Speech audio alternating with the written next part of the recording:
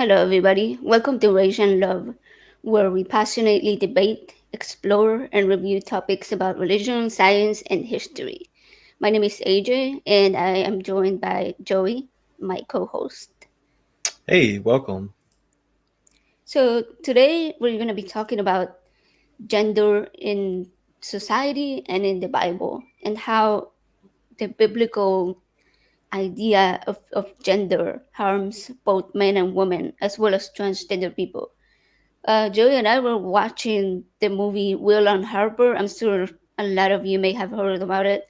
It's with Will Ferrell, and it follows him and his friend Harper, who recently transitioned to becoming a trans woman. And they kind of show like their perspective from both of their sides, right? From a trans person and a cisgender male who is trying to understand the concept of what it's like to for somebody to be a trans woman. And after watching the movie, we started thinking about Bible verses, and as we mentioned in our past shows, Joey wasn't he was raised around religion, but not specifically religious himself. So he's never read the Bible. And I figured these shows are a really great opportunity to teach him, a little bit about different Bible verses. But first, let's talk a little bit about the movie that we were watching. What did you think about? We didn't finish the movie, so we will try not to give too many. What word am I looking for here? Well, let's Spoilers, spoilers. spoilers, Yeah, too many spoiler spoilers. alert. Spoiler alert. So maybe we should say spoiler alert right now, just in case anybody hasn't watched it and wants to watch it. But Yeah, let's try not to say too much all right, about we the won't say too content, much. but rather like how we felt about it. Well, I was actually very interested in it. This is like a whole new learning experience for me in terms of, well, I'm more accepting of, well, I am accepting of that lifestyle now more than I used to be. I never really understood it. I never was against it, but it's just something that I never understood. And the movie gave me a really good insight between how the outside world views them and basically an inside look into their life, basically of coming out and how they are treated, basically. Yeah, I think it's perfectly fine to acknowledge that we didn't used to be perfect people, and that we are not perfect people, and that we once held beliefs or ideas or thoughts that were not what we hold now, right? That we have changed and that we have adapted as we have encountered new experiences, as we've met people with different perspectives and different lifestyles, and we are exposed to more information, and we adjust our worldview based on that. And I think that's the most important thing to keep in mind, is that as long as everybody has an open mind, that's what matters. It doesn't matter whether, like we said yesterday from Kelly Laughlin, it's not about whether you're good or bad. It's about whether you're better today than you were yesterday. And I think this is exactly the case of that. Yeah, definitely. I agree with that point. The movie in general, the insight though, it really does open your mind because you get to see it from the perspective of the person that's actually going through the transition, and to see the openness of Will Ferrell, of his acceptance towards it with no judgment at all is just great. And for him to be able to have free will, well, not free will, but a free stage to ask any questions he wants. As he says, between their friends, that he can ask them anything he wants to know about the transition process. And I think that's a lot of uh, that's an area that is kind of not available to everybody, to be able to ask those type of questions to someone who is actually transitioning, because you feel that you might say something incorrect that might make them feel bad or hurtful or make or offend them. So the movie really opened my eyes to that aspect of it.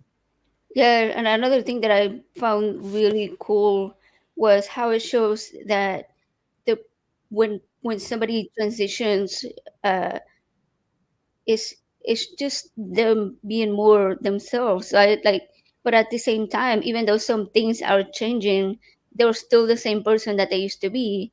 And a lot of people think that when somebody transitions, that they're gonna be somebody completely different, that they're not gonna know that person.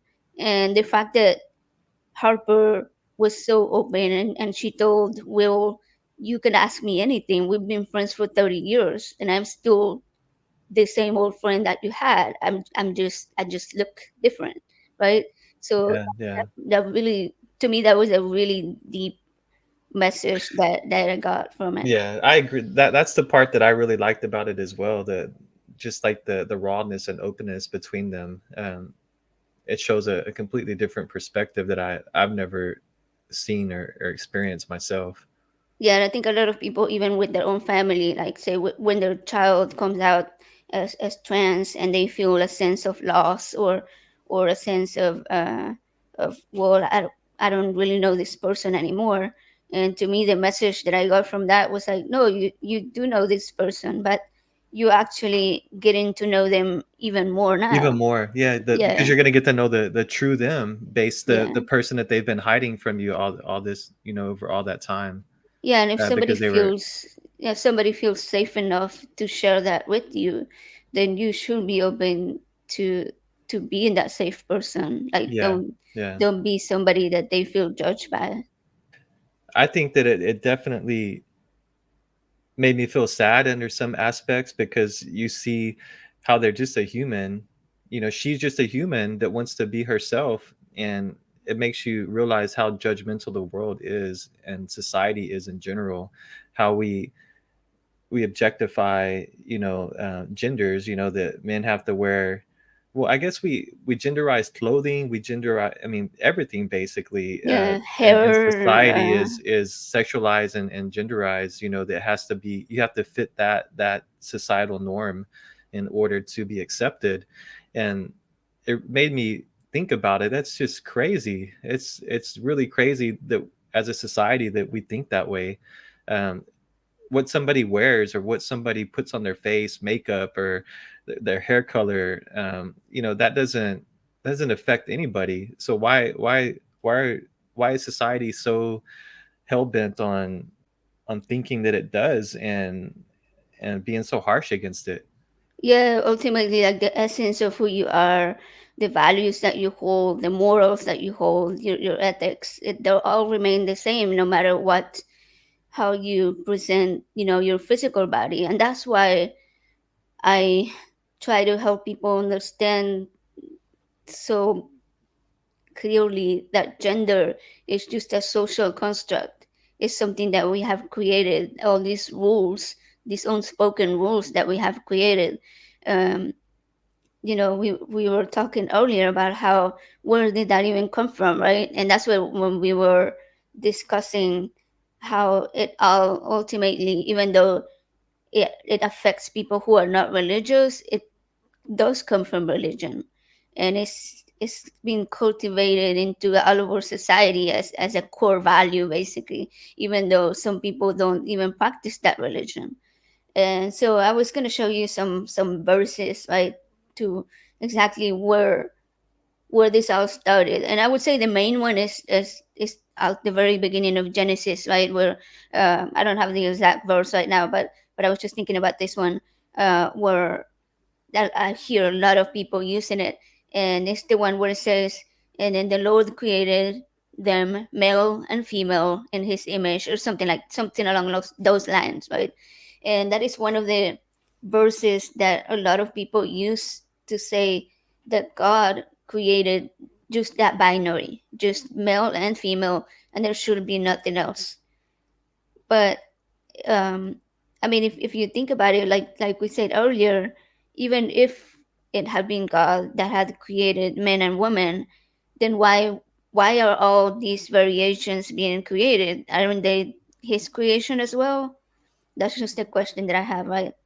But starting there are so many other instances in the Bible where things are genderized. As you said earlier, we have both genderized and sexualized everything. One of the main ones is just going to the bathroom, right? Like men and women both just want to go to the restroom. Like, you just want to go and do nothing but your business. You don't want to go into the restroom to have sex. So what does that matter who else is there? If you're going to be in an individual stall doing your business, then get out, wash your hands, and then go back to whatever you were doing. Like, there should be no sexualness to using the restroom. Like, it's just such a weird concept the Yeah. more you think about it, right? Well, I think I don't know. I don't remember what country it was, but I had read an article where they were. It might have been Italy, where all of their bathrooms are, for both sexes, and they share the bathroom. Yes, there's stalls in the bathroom, so when you go into the bathroom, you have your own individual privacy, Yeah. um, and you shouldn't. I mean, I agree with you. You shouldn't be like, what's the point of having to split is to go use the bathroom? I mean, Yeah, like, think about it this way. When you go eat, you go and you sit at your individual table or your individual booth, and you're not concerned about who's sitting next to you. You're just eating your food, right? it's Like, like your private part. you're not thinking about, oh, I'm gonna go have sex with that person sitting in the chair next to mine, right? I know. So it's like the same thing should be It's like we're done with the always restrooms. we're always in close proximity with each other's private parts when we're like out in public. The Yeah. same as if you're in the bathroom. I mean, Yeah, and if you um, have a style, you still have your yeah, you're privacy. private. Yeah, I mean, it's just like they use terms like scare terms, like they come up with these stories of, the kids are going to be sexually abused in the bathroom, or if you, uh, you know, they always say their daughters, if a trans woman goes into a woman's bathroom and abuses their daughter, they're gonna harm that, they're gonna kill that person, like extreme hate. But you don't think about it. I mean, you have boys in the bathroom with, with boys that could do the same thing. A man To could other have a boys, could or have a yeah. sexual desire to a boy. It's like a sexual, anything that could occur sexually can occur with any sex, basically. So I mean, to use that as an excuse is just like crazy. Yeah, but they are equating being transgender with being a pervert. Pervert, yeah, And to be in like you're a sick that's just pervert. such Yeah, a ridiculous yeah, connection. Like, how do yeah. you even reach that connection, right? It just makes no sense. Uh so we, speaking of genderizing everything, it seems that there's this big push towards having women be more feminine or more like old traditional styles. And I think it comes from so many. Well, I could quote so many verses, but I picked a couple that seemed, to relate a lot more to this topic. And the first one is from Ephesians 5, um, verses 22 to 24, and it says, "Wives, submit yourselves to your own husbands as you do to the Lord. For the husband is the head of the wife, as Christ is the head of the church, his body, of which he is the Savior.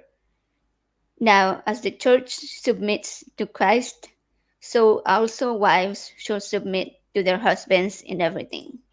Have you ever heard that I've verse? I I've know it's had, a lot. I've actually heard that because I had watched a couple of different videos this morning as I was searching, and after we discussed the topic, and to me that's kind of extreme. I mean, it's basically saying that men are always above women no matter what, and if God states that, then people that follow religion are going to follow that to a key. I mean, they're gonna always look down on women. Yeah, so here the comparison being made is that the husband is basically the leader of the woman, the Correct. head of the woman, in the same way that Jesus Christ was the head of the church, and that he was the savior. So this is putting really unrealistic expectations, not just on the woman to be submissive to the men, but also on the men to need to be like the complete provider, and that if he cannot provide, then he is nothing. And to me, that's a really harmful thing to put on men. Like, why can't couples be, Be equal equal, partners, yeah, be right? equal, yeah, and they should be. That's how it should be. One is not above the other. um, you should both be raising your kids, you should both be cooking. I mean, it's a household. You should both be working on that together, basically, is the way I see it. But I mean, to me it's a skewed view. I saw a video where another woman was trying to, the way that they use the word submission in Yeah. that context, she was saying that the word sub means to follow, and then so she was separating the words. So she was saying sub, she was saying using the word follow, and then she was saying mission. So she was saying it's basically saying for the woman to support their husband in their mission by and follow them, basically, Yeah, which but was it's the same thing. It's the same concept of submitting yourself correct, but she was trying to make it seem less archaic, I guess. It's like by saying it wasn't saying like you hear the word submission, you think like you're forcing somebody to submit. to submit. Yeah. So Yeah, she was kind of trying to put it, like, paint it in a better and a better image. image, yeah, to make Yeah. herself feel okay with it, I assume. Yeah, there's another verse that talks about that, and it's First Peter, chapter 3, verse 5 and 6, and it says, "For this is the way the holy women of the past, who put their hopes in gold, used to adorn themselves.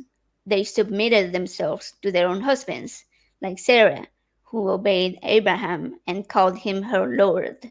So, to me, this one is basically saying that men are the gods almost of the house of, and that the woman has no ability to, go against the word of the Lord, Yeah, because to you're challenge it, you're supposed to always, yeah, never challenge the yeah. word of the Lord. So yeah, I see that where there you would get the idea of saying don't challenge your husband, that their word or their actions are final. There's so many parts of the Bible where you get the idea that women were a lot less valued than men. There's parts where, for example, women are called property, like they're the property of their husband, but before being property of their husband, they're property of their fathers, and their fathers have pretty much, they're free to sell them, or give them away in marriage. The women do not get to choose who they marry. Their father gave them in marriage to whoever they wanted. And obviously, women could also not hold positions of power. And one of the parts that I always quote, when I'm kind of annoyed at somebody telling me not to say something, is, I think it's Timothy 2:12, and it says, "I do not permit a woman to teach or to assume authority over a man. She must be quiet." Um, there's a whole verse, like the whole verse of that. I'll read it in a little bit, but I wanted to see if you wanted to share that video that you told me that you had one about how women were not allowed to be priests Oh yeah, I came across this video and I thought it was just pretty a pretty wild explanation of allegation. why. Yeah, here, let me pull this up and we can take a look at it. About women not being able to become priests. Well, what do I feel about, first of all, that isn't a feeling. It has nothing to do with it. If the good Lord wanted women to be priests, he would have made his own mother one. And it isn't a sex choice. And we won't get into that. It's something that's hidden deeply in the scriptures, where a man is the symbol of Christ and the woman is the symbol of the church. As in the Old Testament, man was the symbol, the husband was the symbol of God, and Israel was his wife. So the old prophet said, Israel, thou art my spouse, God speaking. That's where the mystery is hidden, not in the question of feeling, civil rights. It has nothing to do with that. And furthermore, I don't know how we'll be improved. We're not the best, but he doesn't choose the best. Women might be better. He didn't choose me because I was better than someone else. Well, when I watched that, Yeah, I really see. I never knew that women couldn't hold priesthood. So that's just kind of crazy. Yeah, that's actually the verse that we just read in Ephesians 5, where they say that the husband is the head of the woman, of the wife, as Christ was the head of the church. And they were basically comparing Christ to men and woman to the church. So how the church submits to Christ, and then the woman should submit to the man. to the man. Yeah. Yeah, it seems that that's where they're relating it to. Well, I mean, you have, if I was a woman and I heard that, or if I knew that was part of the Bible, it would make me not want to follow religion. I mean, it would make me feel like I'm lesser than, well, that God sees me as a lesser being, that he created me as a lesser being. Um, Yeah. and then my only reason here was to to serve man, which is like just crazy. Yeah, there's this woman in on YouTube, an atheist. She has her own channel, but she mostly does videos by herself, right? Like about her journey through her deconstruction. And she used to be a really faithful believer, and her name's Christy Burke. And uh, so many of the male figures in on YouTube who are religious hate her because she's so open about it, and she like knows her scripture, like she knows her verses left and right, and she will make the point that women were definitely lesser beings, as you say. They were created as lesser beings, and it starts at the very beginning of the Bible, in the very first few chapters in Genesis, with creation, where Adam is created first, and then Eve is created, from his rib, to be a companion to him, to be his helper. Basically, is the way that is worded in the scripture. And so she is never said to be her equal or her partner. She is just her. I'm sorry, his equal or his partner. She is just said to be his helper, like, just to help. Well, I mean, looking at that from the outside, I mean, I see women as the creator of man, because I mean, y'all give birth to humans. It's like without women, we wouldn't be able to reproduce. We wouldn't be able to have new human life. So it's just kind of crazy concept. So I guess the church just sees women as child bearers and a way to recreate life, and that's it. You're just there to serve the man after that point. Yeah, yeah. So it's interesting because the next verse that I was gonna read has something to do with that. It's the whole verse that goes with the one about women having to be quiet. So I'm gonna read the whole thing, and let me know what you think at the end. So it's Timothy 2, verse 9 through 15, and it says, "I also want the woman to dress modestly, with decency and propriety, adorning themselves, not with elaborate hairstyles or gold or pearls or expensive clothes, but with good deeds, appropriate for women who profess to worship God. A woman should learn in quietness and full submission. I do not permit a woman to teach or to assume authority over a man. She must be quiet. For Adam was formed first, then Eve. And Adam was not the one deceived. It was the woman who was deceived and became a sinner. But women will be saved through childbearing if they continue in faith, love, and holiness with propriety." So that's the verse, right? And to me, this is saying that only women who have children can be saved. Like, what about the women who are infertile or who even don't want to have children, right? This is a really big issue that we face today that stems from religion making its way into society. And it's the fact that people act shocked when they hear that a woman doesn't want to have children. Well, I mean, I'm kind of like lost at words on hearing that. I mean, first of all, so I have a question. So they're saying in what you just read, it says Adam was created first. So I'm assuming they put it that way because if he was created first, then that puts him as a higher being than Eve, basically. Yeah. and they're blaming her basically, uh, for the sin that she actually made Adam commit Eat. this, eat the apple and Yeah. commit the sin, basically.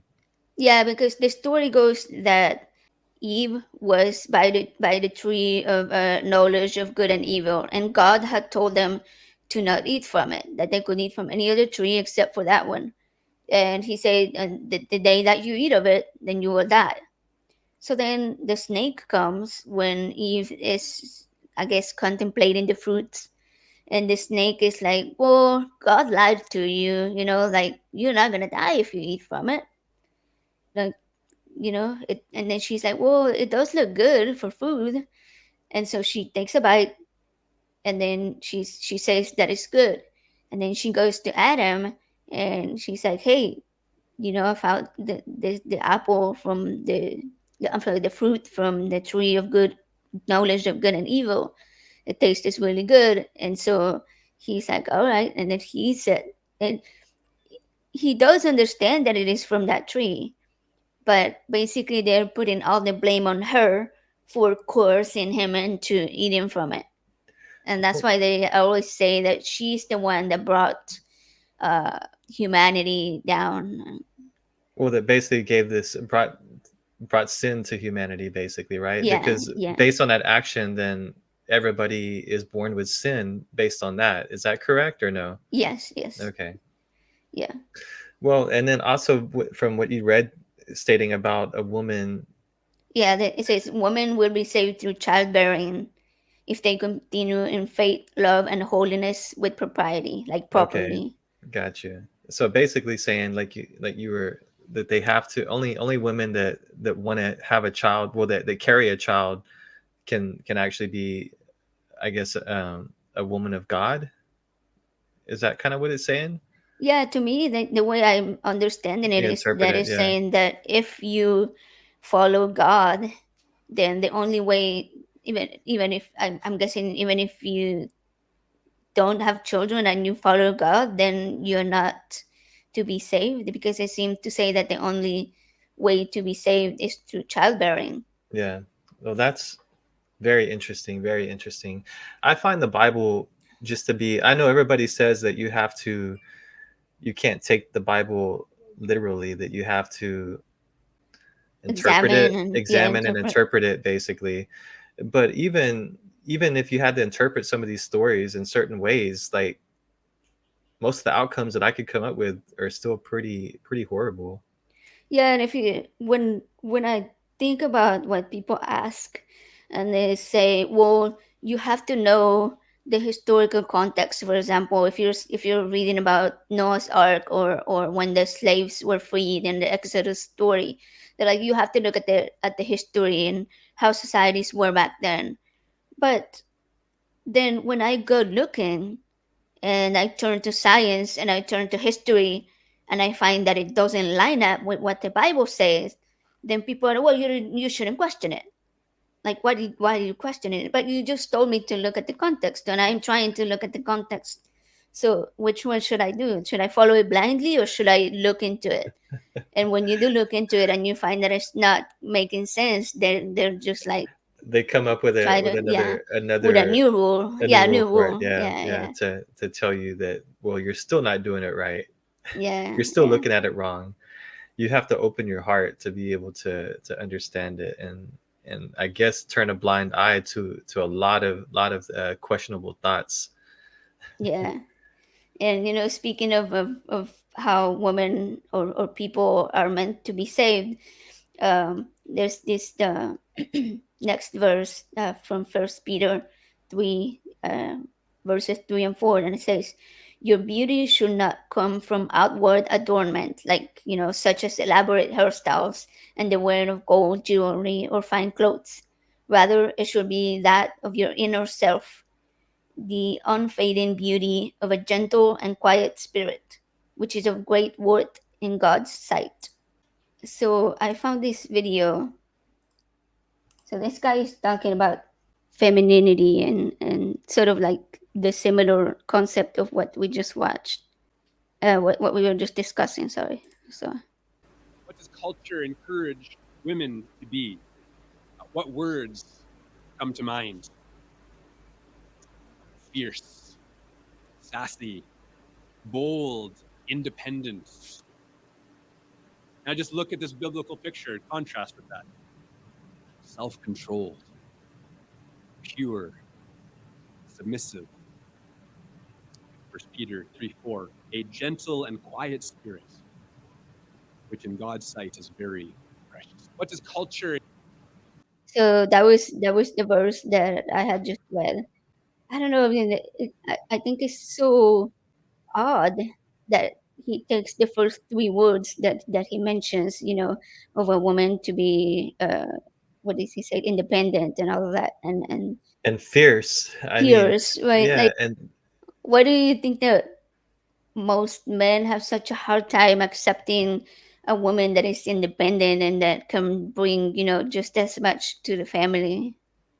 I, I think it's the masculine, them wanting to be a masculine man. It challenges their masculinity basically, so they don't.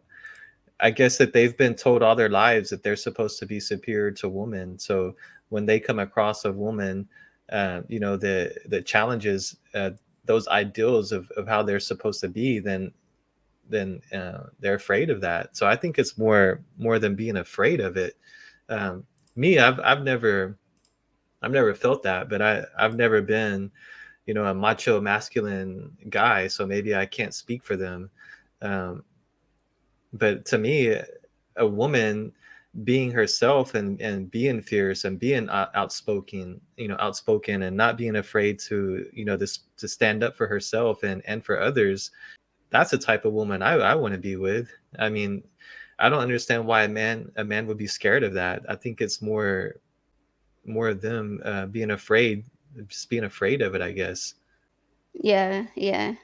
I think, like, as we've been discussing, like, all of these sort of religious rules and views have been so spread widely into every aspect of society, social media, movies, books, that sometimes the messages are put out there in a way that they don't really tell you that it's from religion, but it truly is, Yeah. you know. I mean, there's nothing wrong with a man wanting to be masculine and being that, but don't push that on people that don't feel that way as well. Let other people be themselves as well. I mean, a masculine man shouldn't be able to make a woman feel like they're less. Yeah, yeah, or like, there shouldn't have to be such an important uh, emphasis on being so masculine and so dominant, right?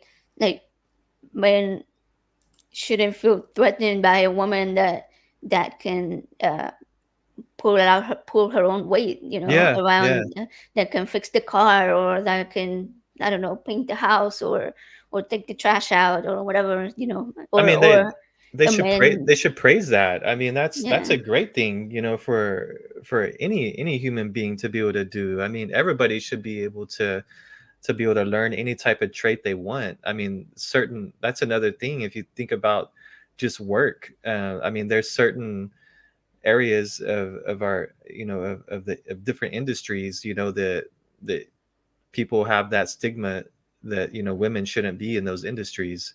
Like you said, like auto mechanics, firefighters, we call them firemen, yeah, true. Yeah, yeah. policemen. I mean, we have a lot of police women Gender, now, yeah. but I mean, those are all different job roles that have, as a society, we've gender, have gender roles that in our mind of who should be able to do those jobs.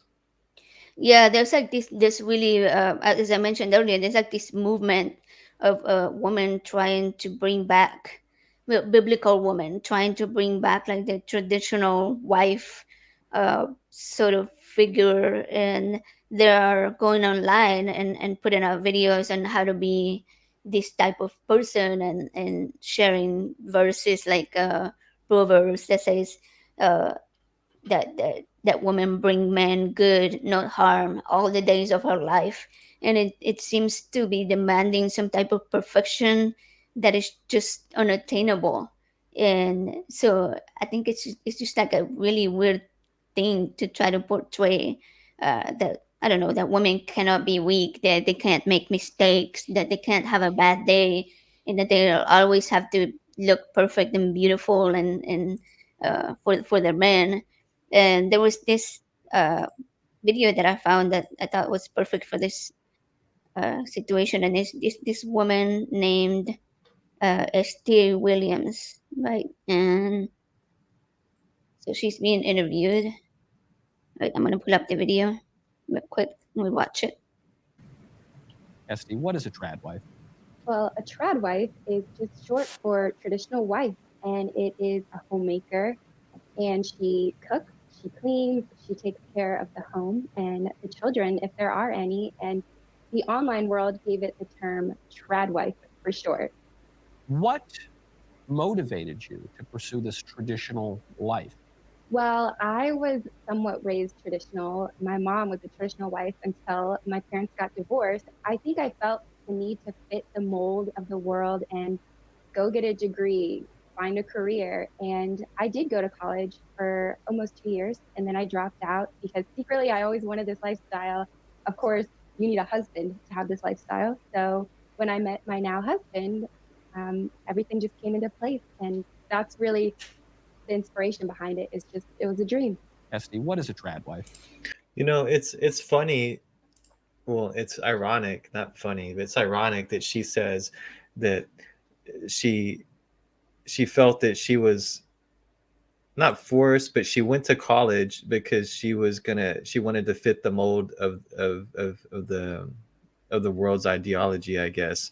But then she said she dropped out of college, but then she wanted to be a traditional housewife, but so she wanted to fit the traditional mold of societal of what religion sees a woman should be in society.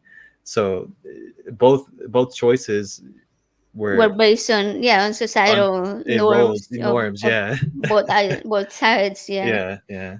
Yeah, that's interesting. That's interesting. I hadn't thought about that aspect of it, but yeah, that's true. Like she's basically molding herself to whatever society wanted based on what uh, what religious views someone has. Because somebody who doesn't have more religious views will be more of the idea that, oh, hey, you gotta get a degree and have a career so that you can uh, provide for yourself, that you don't need to have a husband. And then I don't know if it was in this specific video, but on another one that I heard, she was saying that she thought, well, how do I do that? How do I get this traditional wife role? And she was like, well, I need a husband for that. Yeah, So she she did. got She said married. that on Okay. this one. Yeah. Well, so she's basically saying that she got married just because she wanted to have that lifestyle. It makes me Um, wonder, like, are these women that actually do pick these roles? I mean, are they happy? I mean, I know there are some women that do love to be a wife, but is that because that has been put into their mind through religion and just like society, how society is on that type of thing? I don't know if I'm explaining that correctly, or asking that question correctly. uh, is she happy? Like, women that want to be a housewife, like, are they happy with that? Like, are do you think yeah. they want more out of life than that? Because some of these women, they seem like they really enjoy it. I mean, should Yeah, I should we think judge them for that? I think it has probably a lot. One thing that she said made me think that it has a lot to do with how you're raised. And we always talk about how childhood basically shapes your identity of who you become as an adult, right? And I think when you're raised like me with a single mom that's just doing other things, then you kind of see women's role as, hey, you can do anything. Correct. But then in her case, she was raised by a mom that was the traditional wife, and she was dedicated to her husband and her children and the household. And so that's what she grew up with. She probably wasn't exposed a lot to this other type of more independent woman. And so when she became a young adult and then she said that she went to college, I think maybe it was because she was exposed to that, and maybe she thought, oh, let me try it out. But it likely didn't work out for her because she had been so deeply shaped by her own experience with her mom. So, yeah, I think ultimately everything goes back to how we're raised, but we can all break that mold, and we can all, you know, realize that that's not the only way how we're raised. It's not the only way. Yeah, so now she's going to continue that traditional family style, that traditional family value of the mother being the house, the homemaker basically to her children. So if she has boys, they're gonna grow up thinking that the dad is the one who is more higher ranked in the household, and the mother stays at home and cooks and feeds the kids, cleans the house. um, I mean, I understand. It's just a weird concept. I don't know. Like Yeah, I've always, I mean, I guess I grew up in a household where uh, my dad helped out around the house. It was a both parents did both things. I saw my dad washing dishes. I saw my dad doing laundry. Um, yeah, it, no, that's something that I appreciate about our relationship, that we're both equal. We both, we get together in the kitchen and we cook together, and then when we finish eating, we do the dishes together, and yeah. so it's just Well, like I mean, you know, that's to me, that's bonding time as well, because why not why not use that time to be to bond. Talk You're gonna have to do it anyway, together. so I mean, help out. Yeah, Don't Otherwise I would just probably go sit on the couch and be like death scrolling on on my phone with TikTok or something. So I mean, um as a society, we need to really learn how to manage a household together. There should be no gender roles in terms of who is responsible for teaching your kids. Are that that a mother is supposed to teach the kid kindness, and the father is supposed to teach the kid how to be a tough and macho. I mean, a father should be able to show their child love as well, and teach their child kindness, and the mother should be able to teach their child to be strong. I mean, it should go both ways. yeah, that's so true. Yeah, there was this other video that I was watching that it reminded me of what we were just talking about. You know, because on the first one that we watched, it seems that there was so much focus on perfection, like on her being looking perfect and doing all this household things while she was in perfect makeup and everything. And I found this other one that was kind of like the opposite, but in a way it was a little bit worse. I'll let you watch it, and you'll see why it was worse for me.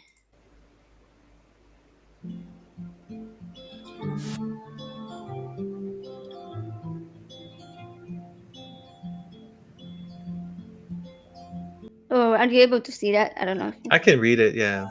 I hear the rhythm of the ocean as it breaks on the shore. And I think about all the things that I am grateful for. And they say, hold on to the ones you love. Keep so like the first part of the video was really nice, and then it made you think, oh, like they're being supportive and they're kind of helping each other, and she doesn't feel like she has to be perfect. But then it got me at the end when she was saying that he's the authority, and basically he's the leader, and that she has to Yeah, answer to him, yeah. and It that was, kind of ruined it for me. and then the music they play with it makes it seem like it's like supposed to be happy, happy. But yeah, I mean, Yeah, I think that's another like instance where religion kind of sneaks in, and like at first you were thinking, oh, she's doing it because she loves her husband and everything, but all of a sudden it was like, oh no, it's just because the Bible tells you that you have to be submissive, and you have to yeah, submit to the authority of the man and of the house. yeah. I mean, I know some people like that. Well, not personally, but just on social media, and you see them making posts similar to that, and it just makes me, it kind of makes me sad for them. It just makes you wonder, like, are they actually truly happy with that role, and are they actually forcefully Yeah, like are they doing playing it that because role? they want to or Yeah. because they want that salvation? Are they, do they feel they have to do it because that's the only way that they'll be able to go to heaven? So Yeah, they have to serve a man, you know?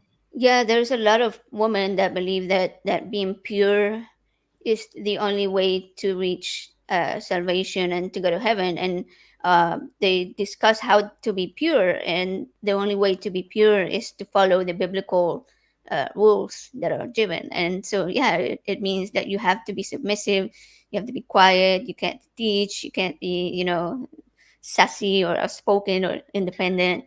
So does that basically mean that a woman that is more strong-willed and doesn't follow by those traditions, that they won't be able to go to heaven? I don't know if that's exactly what that means, but it seems to imply that It's you're not pure of heart unless you do that. And it goes not just for women, but also for men, right? Like unless the man is the dominant, the provider, the manly man, then um, authority of the house, then he's not being biblical, Yeah, and then he's therefore. failing his biblical duties basically. Yes. Yeah. So like we were talking yesterday, you know, accepting the Holy Spirit means that you have to walk with Christ. And in order to walk with Christ, you have to worship and pray and follow the biblical scripture. And so it's all tied up, and it's all kind of one requirement. And but the requirements for it are just so confusing too, and the same, so Yeah. contradicting within the Bible itself. Well, it really opens my eyes, and I'm really glad that I was never exposed to any parts of the Bible that relate to this growing up, or because I would have been indoctrinated with those same beliefs, and I'm happy to be the person I am, and to not and to not want to have a submissive woman. So Yeah, I think that's what we continue to discuss here. The fact that it's not that somebody is a bad person inherently. Like you can have people who are good people. Like you could be you and hold certain beliefs or certain understandings of scripture that were taught to you, um, and still with like underneath that still be the good person that you really are, but your beliefs that were taught to you are guiding your decisions, right? Like when you're voting or when you're how you treat people. And that's the difference that I really like to make when people talk about somebody who is evil or criminal or this or that. And to me it's like they're not, they're just someone who was taught a bad idea and they hold on to it because that's how they know. When yeah, they're exposed to something new, they may change their mind.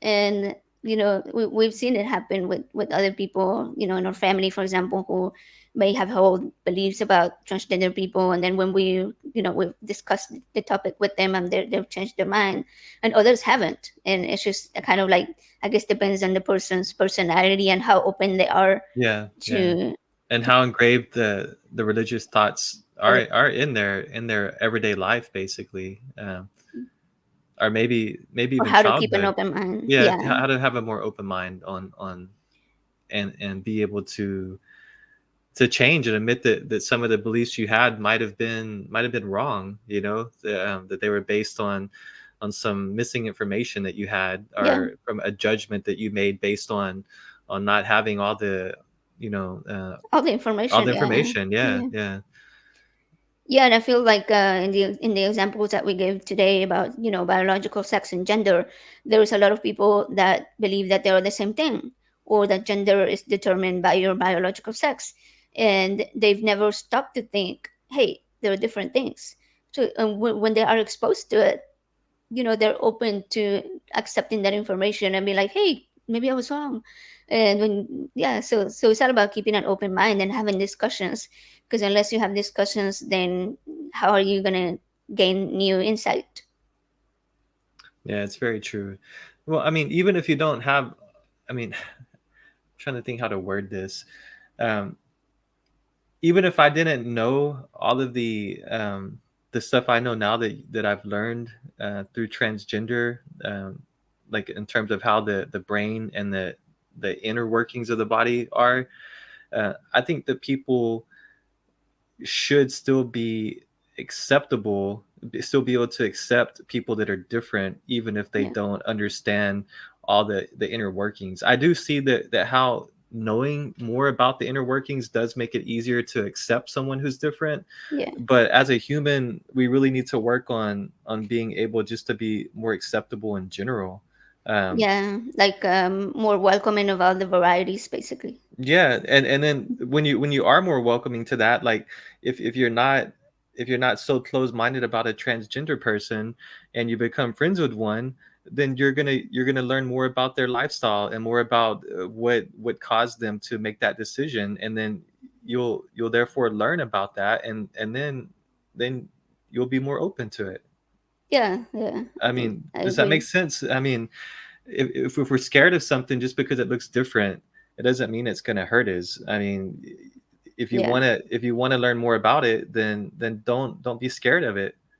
yeah, don't be so close to like not interacting with transgender people and like Exactly, completely exactly. shutting them out just because they are different. Like, Because they look yeah, different. Yeah, yeah, like yeah. you said, learn about them. I wouldn't call it a decision, but rather like learning how, like how they came to feel that way, right? Like, because most people, it seems that they felt that way from the very beginning since they were kids. They just were never able to openly be themselves because of the fear of that rejection and not being accepted Yeah. for their authentic selves. Yeah. I, So I think we're almost coming up on an hour, but I thought we will close this out with like a little bit of a more light-hearted, funny um, videos that I found, just to like bring down the mood, because it was a very serious discussion and although I loved it, I figured that we can have a little laugh. And I found two videos. One is like about this uh, satire, basically, of a woman that's making it uh, fun of how the traditional wives uh, want women to be. Uh, One of the ways that I submit to my husband is by making sure that he is never hungry. Each day after he provides for our family, he knows that he can come home to a clean house, a happy wife, and a beautiful home cooked meal. Today, I'm making a family recipe that is centuries old. The meats actually come directly from the family farmhouse. I'll be sure to publish this recipe in my cookbook coming out this spring. And remember to take pride in your work, ladies. not the It mustard. really does show. As soon as he gets home, he's presented with his meal. I then tend to him and the kids as they partake. It's important to make sure that their needs are met. If anybody needs a drink, I'm on it. When the fam is done Oh my eating, I will goodness. take whatever is left. Follow along if you'd like to become the best version of your mama self you can be. And if you don't, you're ugly. One of the ways. If you don't, you're ugly. Well, I thought that was so funny. Like she puts all the hot dog recipe in her cookbook. hey, I mean, it looked pretty tasty, except for the mustard. I would have ate it with the ketchup. Well, she was just slathering a lot of ketchup on it. Oh man, what else did you Yeah, have? and then the last one was this one's kind of like the to poke fun at the irony of what it would be like if the roles were reversed, and the men were The the man ones was that it are supposed to be submissive and stay home. And the trad husband? yeah, yeah, the trad husband. All right. Welcome to a day in the life as a trad husband. I wake up bright and early to get ready for the day before my wife wakes up. My role as a husband is to look good for my wife. Wouldn't want her leaving me for a younger man at the office. My wife works so hard. The least I can do is make myself look presentable in every waking moment of our marriage. I head downstairs to make her morning cup of joe and her breakfast while she catches up on the headlines. I am so thankful to have a wife who keeps up with politics and current events, so I don't have to worry my pretty little mind on what to think about such complex. Then my wife heads to work and I start on my chores for the day. Today I'm making fresh sourdough bread. There's just something so traditional about sourdough. Oh my goodness, is that the time? I like to freshen up a few minutes before my wife gets off work so she can come home to a pretty face. And what kind of trad husband would I be if I didn't have dinner ready on the table the second she gets home? Dang. Just remember that our role in marriage is not to be lesser than our wives, but to respect and submit to them, no matter what. Follow for more trad husband tips. Welcome to a That one's really good. Yeah, I like that one because I I mean found that one really funny. it is kind of cool to see the roles reversed under that concept of traditional homemaker for the woman.